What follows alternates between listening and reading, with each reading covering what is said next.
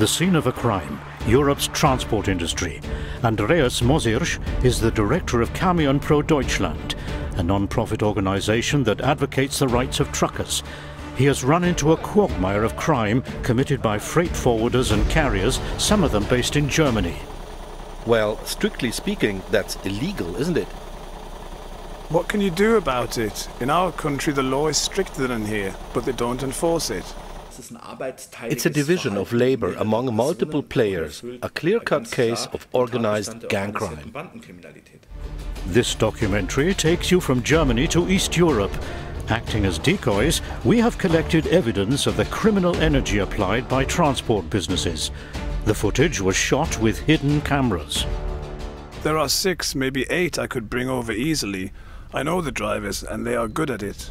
Business is doing well, owing to, among others, the less than perfect work of German authorities. I've never heard that a German authority would send someone to Romania to ask a local company for information, and I've been in that trade for many years. If it had happened, I'd know about it. Camion Pro investigates a serious cross-border issue.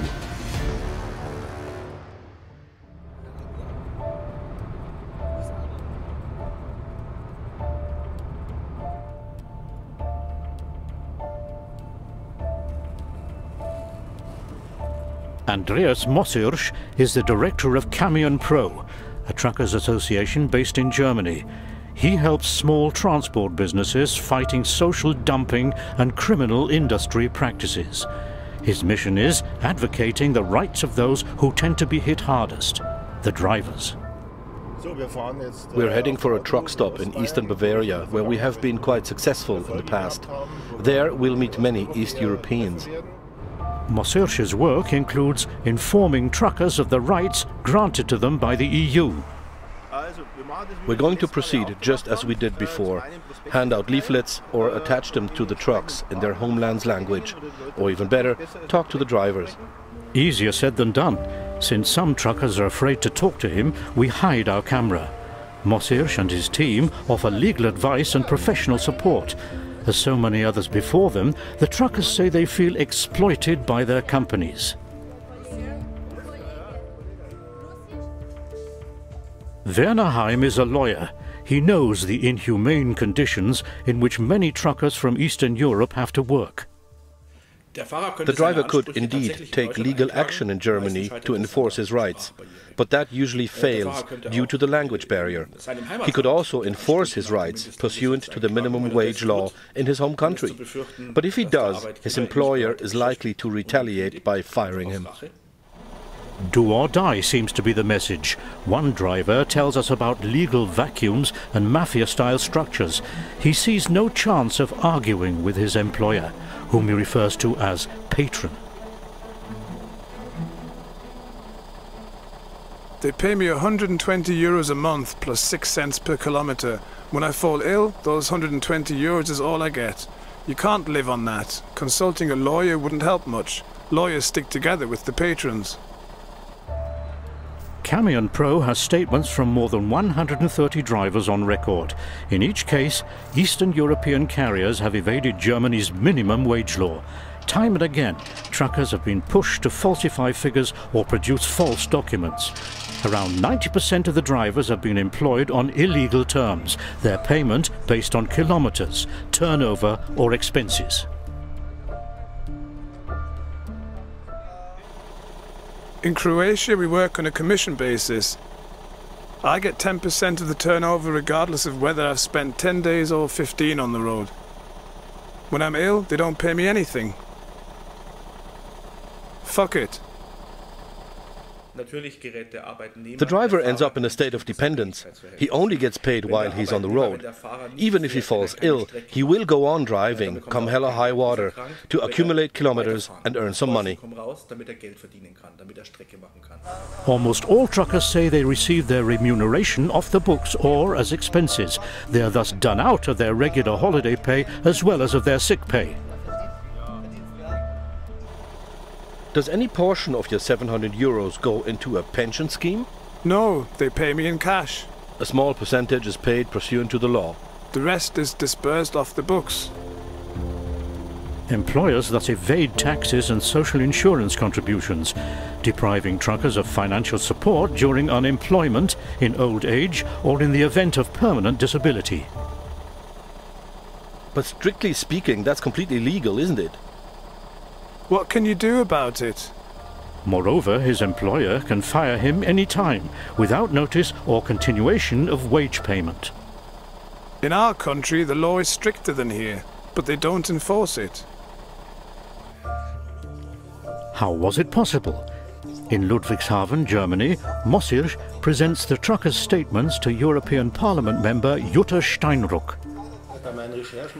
My investigation in Eastern Europe has shown that in countries like Romania, low wages aren't the important factor after all. Rather than that, it's the blatant impunity of infringements, such as the evasion of taxes or social insurance contributions. That seems to be the competitive advantage Eastern European carriers operate on. Is that what you'd expect?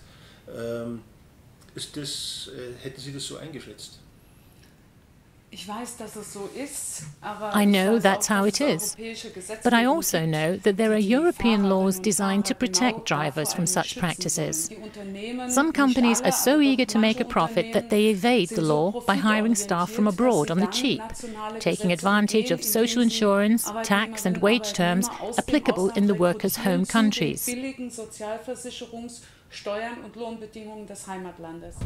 However, the powerhouses behind those social dumping practices are mostly based in Western Europe. Major German logistics providers, too, have subcontracted work to cheap East European carriers thousands of times for hauls across Western Europe, often ignoring applicable laws. Can we prove that? Mossirsch wants to know what conditions German freight forwarders impose on their foreign subcontractors. From his office, he calls a Romanian phone number, passing himself off as a carrier. Next attempt. Major German logistics provider, speaking to their head of long-distance transport. Curious to hear what he's going to tell me. Yes, hello. My name is Frank Meinhardt, calling from Transgloria Freight with an inquiry. I am looking for a business partner and freight for several long-haul trucks. Are you interested? Call us when you're in our region with an empty truck. Then we'll see if we have something for you. Okay. Then we can make a deal. Okay. All right, and when could we start? As soon as you're here with a truck. When we're there with our truck, okay? When you tell me you'll be around Frankfurt on Monday with a truck heading for Italy, for example, then we can agree on that. Okay, okay. Yes, all right. I'll do it that way. Excellent. I'll get back to you. Thank you. Bye-bye. Well, that really took me aback. If they put that into action, just as he told me, it looks like they don't even want to see any long-distance transport permits, nor insurance certificates, nor anything else.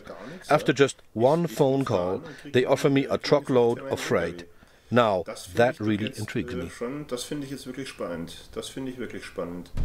Still, the exact workings of the collaboration between German and East European companies remain unclear. To find out more, we need to be on site. In our case, that means going to Romania. As a cover, Mossirsch rents offices in Munich and Bucharest. He even changes his look to avoid identification, with good reason. You have to keep in mind that the subject we are discussing here is nothing but a criminal business model. And when you decry or expose such a business model, that may entail serious consequences. Bucharest 2016. Mossirsch has had some business and job ads run, posing as a carrier from Germany looking to hire local staff. That is the bait. Objective: to find out how the transport industry has been breaking the law, what tricks the Romanians use to evade taxes and social insurance contributions. How do they dodge the minimum wage law? How safe are perpetrators from German law enforcers? Waiting for the first applicant. I will make him an offer based on illegal working conditions. This is what it sounds like. The trucker shall receive the Romanian minimum wage of €250 plus 12 cents per kilometre. The digital tachograph will be manipulated. Regular routes will be up to 22,000 kilometres per month. If the trucker is stopped by German police, Mosirsch, the supposed employer, shall pay any fines or lawyer's fees. During sick or recreation leave, the trucker will only get the €250 minimum. This employment model is based on statements from Romanian truckers. The first applicant is a seasoned dispatcher from Romania. Our employment model looks normal to him, but he refuses to answer any questions on competitors. Mosirsch must stay concentrated to keep up his cover. You say the company owners are reluctant to talk about trade secrets. What do you mean? Things like, how many hours do the truckers work? How do they get paid? Well, yes, I thought as much.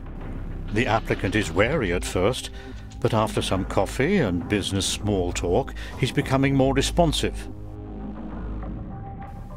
For all I know, for providing transport in a van, companies from Romania are paid 35 or 32 cents per kilometre, on average. By comparison, in Munich, 1 kilometre travelled by taxi costs around €1.70. Mosirsch concludes German forwarders have been capitalising on social dumping directly. Heavy trucks are on the road for 8 weeks on average, some of them even longer. Some stay abroad for 6 months. After which they return for a few weeks, don't they? Taking a break for about a fortnight before they spend another 3 or 5 months on the road in Germany. Yes. A driving schedule like that is illegal, but there are more fraudulent practices, for example, regarding mandatory driver training. Providers ask to see the trucker just once, and after that, the employee can contact the training provider saying, I need a certificate? That's correct. Professional driver training is a legal requirement. Unless you attend it, you are not allowed to transport goods commercially in Germany. So if an employer gets his driver a document which certifies that the driver has attended a course, although he has not, then what we're talking about is forgery. And we are saying that your commercial transport has been illegal. However, forgery and illegal transport merely seem to be the means of achieving what generates the highest profit: the evasion of taxes and social insurance contributions. A criminal strategy that keeps transport services cheap and thus attractive to German logistics providers. The minimum wage is €200. Less than that. Even less? So they are hired officially at some €200 a month? Exactly. And from this they pay taxes and insurances? Yes, from the €200. The rest is paid out as expenses. Germany's minimum wage law doesn't seem to pose any problem either. If a trucker works in Germany for 10 days, for instance, that period is covered by his €2,000 wage. Those 10 days are entered into the books at legal hourly rates. So that means they deduct those hourly rates from the expense account, don't they? It does not result in the trucker receiving more money. No. To make it clear, carriers remunerate their truckers by paying expenses. For billing purposes, however, they declare those expenses as German minimum wage of €850 per hour.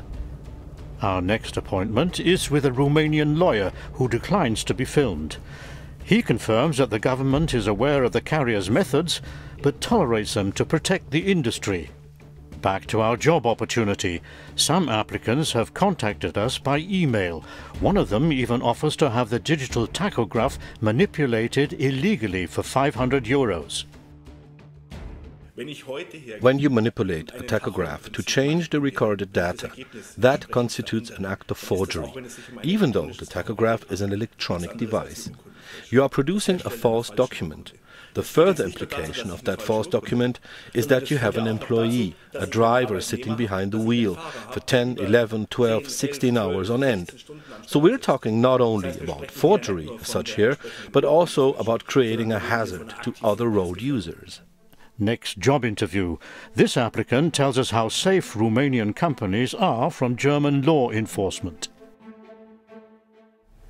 German authorities could send investigators to Romania to ask local businesses for information, to request proof that they have paid the minimum wage. I have never heard that a German authority would send someone to Romania to ask for a local company for information, and I've been in that trade for many years. If it had happened, I'd know about it. The company seems to be safe from prosecution in Bucharest. Mosirș wants to know how it complies with the law on professional driver qualification. That's a theoretical point. In practice, we get them a document that certifies their attendance. I see. In fact, they never went there. False documents? No problem. Even official registration can be arranged. In principle, any driving school can help with that. We talk to them, they issue the certificate and have it registered. The only thing that could blow the cover would be if someone were to prove that the trucker didn't attend. Inevitably, the truckers are forced to play along with that practice, thus becoming dependent on a criminal network. Next subject, working hours and conditions in Germany. The driver is on the road for 2 months, then goes home for 1 month. So the trucks are deployed in Western Europe for 8 weeks? The trucks stay in Germany for 2 years. We only take the truckers home. All applicants report similar practices. To the lawyer, the case is clear. When you deploy a truck in Germany for a longer term without driving it back home, you are required to officially import it. And when you import a vehicle, you have to pay value-added tax. Now, given that import VAT is 19%, if your truck is worth 100,000 euros, you can imagine how much money you withhold from the German treasury by neglecting to officially import the vehicle. On top of all that, if you do import your truck after all, the contract with your driver will be subject to German law. In other words, your foreign employee will get a German job, with all the consequences that entails. In fact, those businesses are required to pay taxes, as well as pension scheme, health and other social insurance contributions in Germany. Mosirș asks his visitors how to handle the minimum wage issue when truckers are on the road in Germany. The minimum wage is covered by the daily rate. For payments made by the employer to meet the minimum wage requirement, the service rendered in return must be limited to normal working hours. An expense account serves to reimburse costs incurred on the road. So again, the employee is put at a disadvantage. Our fictitious business model states that the employer shall pay any fines earned by a driver. That's illegal too, but obviously normal. We pay the fines. Only when the driver is to blame, for instance, when he was fined while shopping, we deduct that from his wages. But when it's our own fault because he acted on our behalf, we pay any fines. By promising to pay someone else's fines, you indirectly ask that person to break the law. That can be prosecuted as instigation, but such tricks don't work everywhere. In which countries are we going to operate? In France, it's extremely risky to do such things. But in Germany you don't see any problems. No. Obviously, Eastern European offenders have little to fear in Germany. Mosirș wants to know the amount of non-wage labour costs due on the minimum wage of 250 euros. 90 euros per month. On the minimum wage of 235 euros, you pay 90 to 105 euros in tax and social insurance. Employers and employees' contribution. That includes accident insurance, pension, whatever. That's interesting, of course. It's a grey area, really, where you have to know how to swim. The company pays a mere 100 euros in non-wage labour costs on a total remuneration of 1,500 euros. Those 100 euros cover tax, pension, permanent disability, unemployment benefits and health insurance. Does he know how the major forwarders operate here? Do they do it the same way, employing their own drivers? Do German logistics providers get their hands dirty? They subcontract it. They work with subcontractors? Yes. In the EU, cabotage is subject to time limits and other legal provisions designed to prevent unfair competition and protect domestic providers. German authorities tend to inspect a lot of things, so how about cabotage? Is that an issue? They have never checked that. They never checked it, okay? Crucial question. Will he accept the offer? Are there any drivers available yet? Realistically speaking, how many drivers could he deploy on those terms? He's well prepared. We can start straight away. There are 6, maybe 8 I could take over easily. The drivers I know are good at it. Interview is over. Mozirch has learned how to evade taxes, social insurance contributions and minimum wage laws, how to exploit drivers, forge documents, transport goods illegally across Germany for years, and, most importantly, that you needn't be afraid of German authorities. Do you see any criminal machinations? I wouldn't play that down as criminal machinations. There are many players participating. It's not only the driver. There's the dispatcher. There are the bookkeepers, who also know how the whole business works. There are those who manipulate the digital tachograph. Those aren't just criminal machinations. It's a division of labor among multiple players, a clear-cut case of organized gang crime. January 2016, back in Germany, major German forwarding agents have been subcontracting work to those foreign companies at dumping prices. In other words, major forwarders from Germany have been capitalizing on social dumping directly. Based on that knowledge, Mozirch makes another fake offer. Frank Meinhardt from Transgloria Freight in Bucharest. If they want to, businesses are in such a strong position to ensure that subcontractors comply with their duties, but they don't want to. As I will be on the road in Germany, do you need any document that certifies minimum wage payment, or how do you handle that? We assume that's been taken care of. So I don't have to submit any proof or certificate? No. Okay. The National Conference on Freight Transport and Logistics gathers many important industry representatives. Mozirch seizes the opportunity to confront a managing director from DHL Freight GmbH with his findings.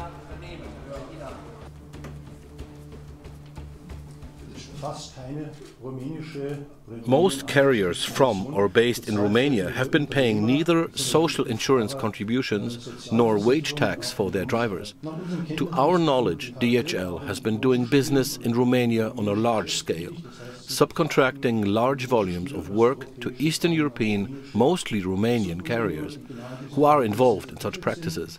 That's why we consider DHL a key player in social dumping, not only in Germany but across Europe. Of course, DHL also operates in markets where we work with local service providers rather than run our own fleets. Social dumping is driven by all players in the industry, but also by shippers who have been exerting pressure. And while they talk about social, economic and environmental aspects, indeed, at the end of the day, they are not in a position or don't want to pay an adequate price. In short, hoping for the transport industry to regulate itself anytime soon seems to be pointless. That leaves us with the authorities. Since early 2015, Camion Pro has sent them several inquiries. However, German customs has consistently avoided most of the relevant questions, for example, about results of their inspections of East European carriers. But in the end, Camion Pro did receive an answer by email. In 2015, 3,400 employers were inspected, which resulted in legal proceedings for administrative offences in 95 cases. In 2015, the German Customs Financial Monitoring Unit to Control Unreported or Illicit Employment, FKS, completed preliminary proceedings in 19 cases. Fines imposed amounted to €15,625. The German customs does not provide any further information concerning the transport businesses in other countries. Conclusion. With hundreds of thousands of foreign trucks on the road in Germany, there will hardly be any effect.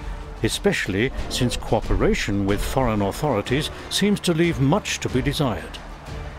Mosel knows doors are still open wide to lawbreakers with no change for the better in sight.